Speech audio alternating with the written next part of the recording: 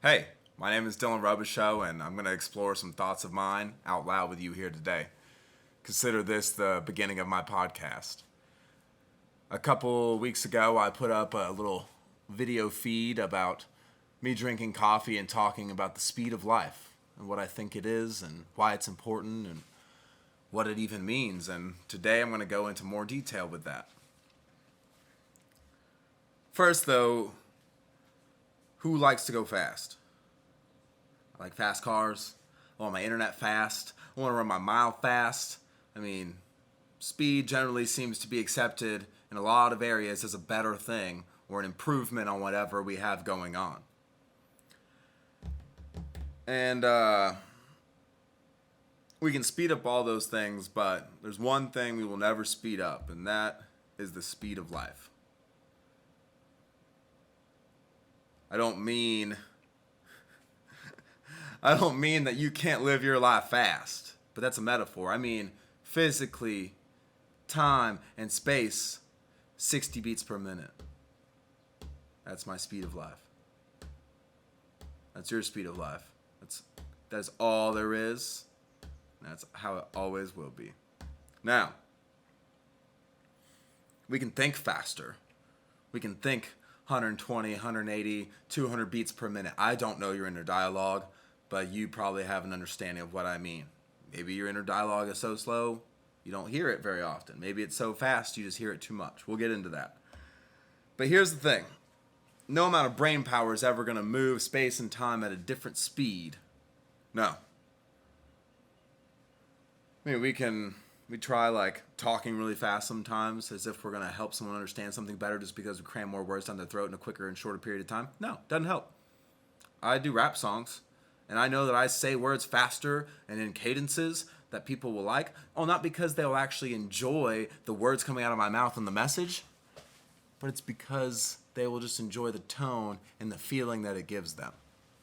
For example, every decision is pressure, pushing and pull for the perfect picking is always an answer price of what can be measured. Like, that's probably about 240 words per minute. That doesn't help when you and I are having a conversation over dinner. It's not useful. It's not. And so for your inner dialogue to work that way is often not very useful for human-to-human interactions, as well as a lot of other interactions with objects and things in the world. So, let's talk about why you would want 60 beats per minute to be in your life, or why you would want to live at that pace. What's good about it? Why would I ever do that, Dylan? Let me tell you one. When you live at 60 beats per minute, you have time to process what you're being told. You have time to process situations you're in. You have time to process, period. No longer are you conformed to reacting when you have time to process either. When you have time to process, you will actually learn more.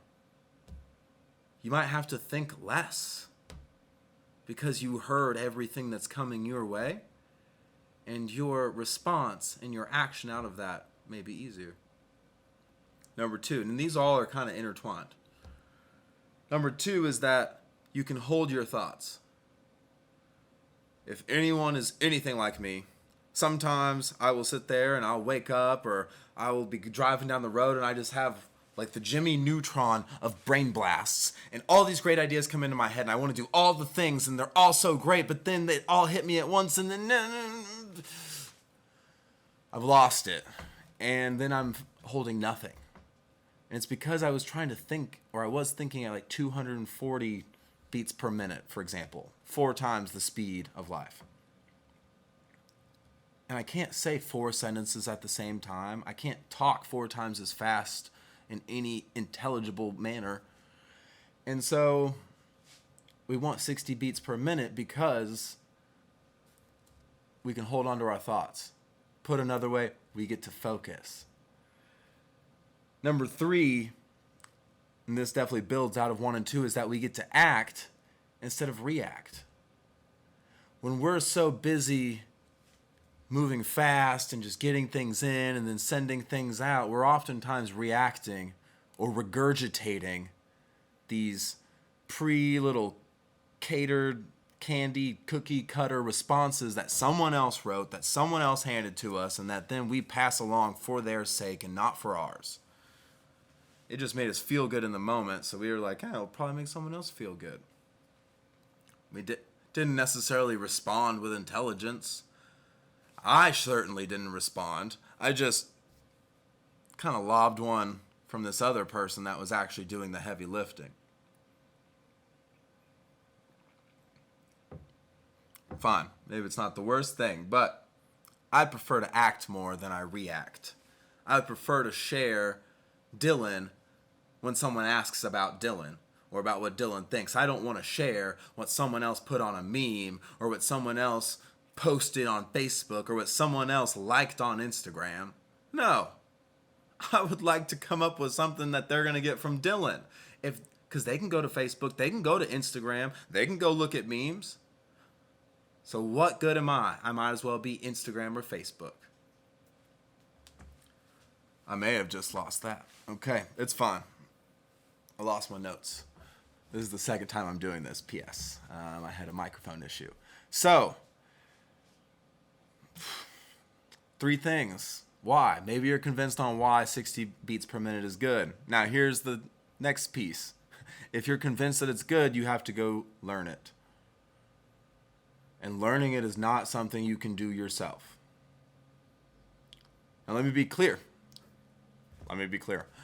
You can subject yourself and put yourself in positions that will allow you to learn this 60 beats per minute, but you will not muscle or mind muscle your way into living at 60 beats per minute. Because right now, if you live a 120, 180, 240, 300, 360, whatever, you crank that knob up as high as you want to go for yourself.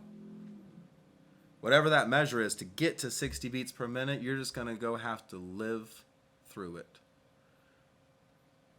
Now, there's some plenty pleasurable ways to do this. Audiobooks, gardening, exercise, conversations with intention. And in each one of those, practicing being physically present and doing it slowly. The first one, I think, is the simplest and most straightforward. Let me tell you why. You take an audiobook. Now, audiobooks in general are narrated by great speakers. And when you think of great speakers in the world, you probably don't think of people that talk really fast and really succinct and all that. Like, if you thought of like Tony Stark. Well, I think that we should do something like this really fast. And if I'm going to be clear, I want to make sure this lamp is in your point of view. No, it's really succinct and there's pointy and it's stabby. No, you don't think of those people. You think of the people who are in the moment. And when they're talking, they put emphasis on the words that they want to make important to you. And then they have a tone that says, I'm at peace. And it's at a level where it's easily caught by the reader. Now, of course, there's enthusiasm sometimes when necessary, but just thinking, you could be at peace and think it's fine. So great narrators and speakers have a speed, and it's way closer to 60 beats per minute than it is to anything faster. I promise. I promise. So, you get these audiobooks, and these guys and gals have great 60 beat per minute type of dialogue for you. So what you do is you put your headphones in, you put your speakers on, you turn it up loud. You make it loud, and you let that take over your dialogue for a little while in your head. Maybe you're just doing the dishes. Maybe you're watching TV. Excuse me, you don't watch TV, listen to audiobooks, I hope. Doing the dishes, sweeping, maybe you're gardening. Any of those things, you put that dialogue on, and all of a sudden, your super fast internal dialogue is going to start listening, and it's going to start soaking up some of that nice, smooth pace. Guaranteed. And this is what I mean by you're not going to muscle your way into it, but you can subject yourself to be in the presence of these 60 beat per minute experiences that will get you where you want to go.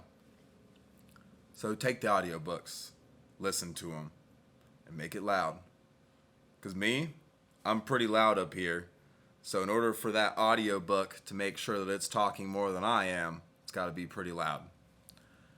The next one is like exercise. There's definitely times where I go to the gym and I'm half in the gym because I'm physically present, and then the rest of me is thinking about what I'm going to do this evening, what I'm going to do tomorrow, what I'm going to do the next day, what happened last week, who I didn't call, who I did call, what I did good and what I did bad. And what's not happening is I'm actually not training me to be right here with these things. Because that's half. That's the other half. Yes, you're going in there to lift weights. Yes, you're going in there because it's good for your health. But if you don't do it with the full intentionality of being right there, you're not getting everything out of that moment. And you may think, well, I got things for somewhere else that I'm going to use later. No, you're not. And no, you didn't. I promise. All those thoughts that you had at the gym, you would have got done in a quarter of the time had you been out of the gym. But since you were in the gym, you're switching your focus back and forth so quickly that really you get them both halfway done at like a quarter of the speed you normally could if you were only doing one at a time. Same thing with gardening. Same thing with having conversations with people. Have a conversation with someone to be there with that person and not to get to a point. Let me put it a different way. Have the conversation as if you want the conversation to keep going, not as if you want it to end. Might be way off, but I'd try it if I were you. So these are some ways that you can start to learn the 60 beats per minute. And the reason you can't learn it yourself is because when you talk at 120 beats per minute already internally, and you tell yourself to slow down, well, you tell yourself to slow down at 120 beats per minute, and then you respond to yourself at 120 beats per minute, and it's a cycle. It just keeps on going. There's something called equilibrium. Scientific term that means to bring balance between opposing forces or influences.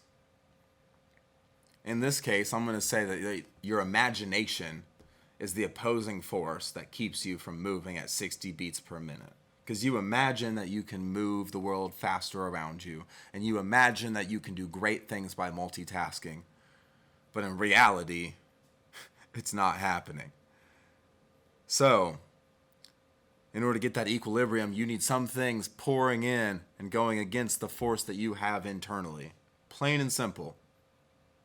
Now, don't think you're giving up your free will. Think of it as you're using your free will to get the things that you need that don't exist within yourself. Let me say that again. You can use your free will to get the things that you need that do not exist within yourself. Simple, right? Let me give you an imagination overstimulation example. I put $50,000 into the stock market. I lost all of it. I'm an idiot. I'm so dumb.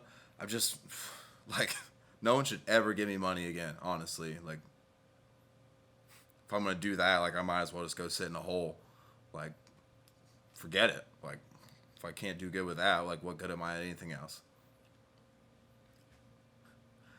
That whole conversation I just had, my monologue, the only true statement out of all that in reality is that I lost $50,000.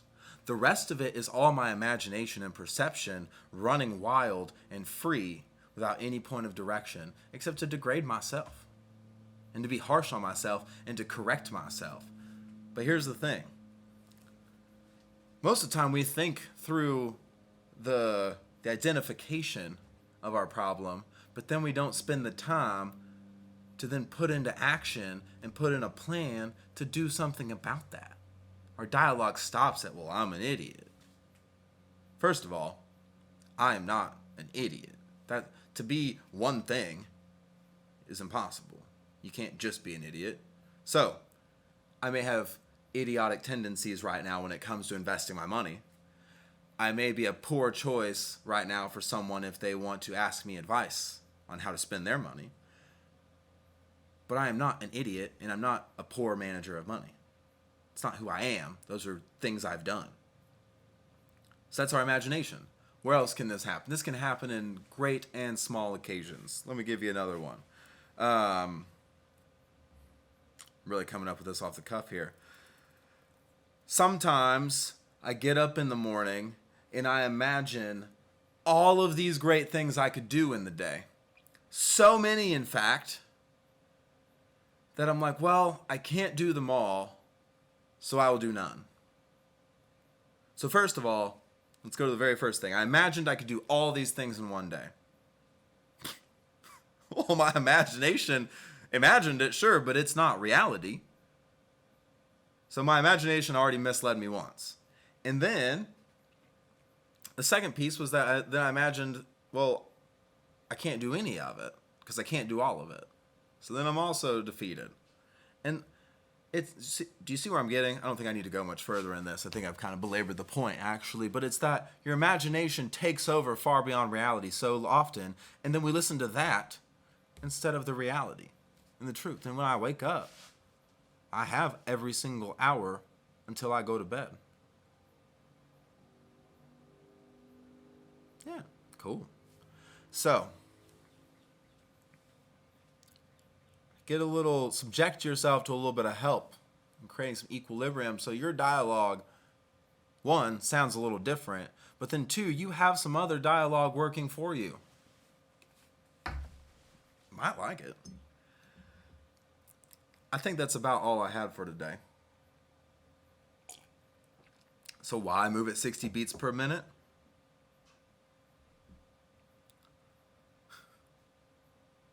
So you can process. So you can hold on to your thoughts.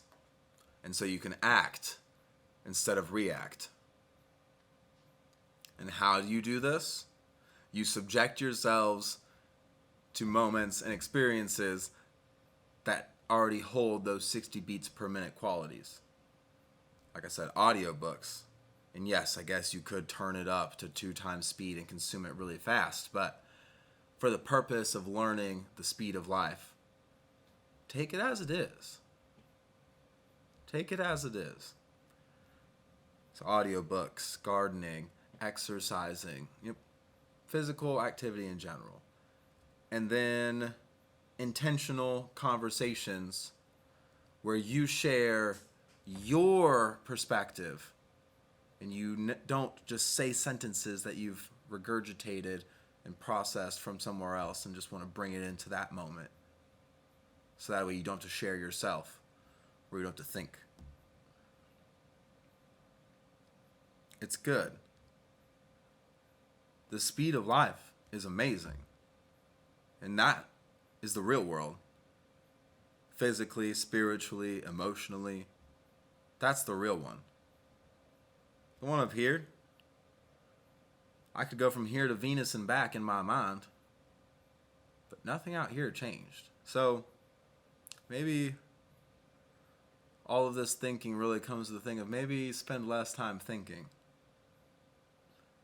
A little more time doing the things that will help you think. All right, one more thing, and then I'm going to cut this off, I promise. So, and I did hear this the other day, but I think it applies to this moment. So, when we want to train our reactions, we can't think our way into reacting different. We have to subject ourselves to outside influences teaching us a way to respond differently. Because here's the thing. I go outside, dog starts barking, and my immediate thought is, gosh, I just wish that darn dog would be quiet. And then I think again, yeah, well, it's probably just, seeing something, and then it's not going to, and then out loud, I still just say, oh man, that dog, silly dog. Internally, I still experienced all the distress. I still reacted poorly internally. If there was a measure of cortisol and stress meter, it would still bump up. And my goal is not to be able to externally say nice things. I can do that all day. I can smile at you and be so excited in the worst of situations. I'd rather just be at peace all the time and not have to worry about how I externally respond, because my internal response starts off good. So, the speed of life will help you get those internal responses right. Promise. So, that's all I have for today. This is take 1 of the podcast, version 1, episode 1. Yeah. Installment 1. No. Yeah. Episode 1. Let's do what everyone else does. So, I hope you enjoy. If you have questions, do send them. I really enjoy questions. And I'll keep sharing. Cheers. Over there.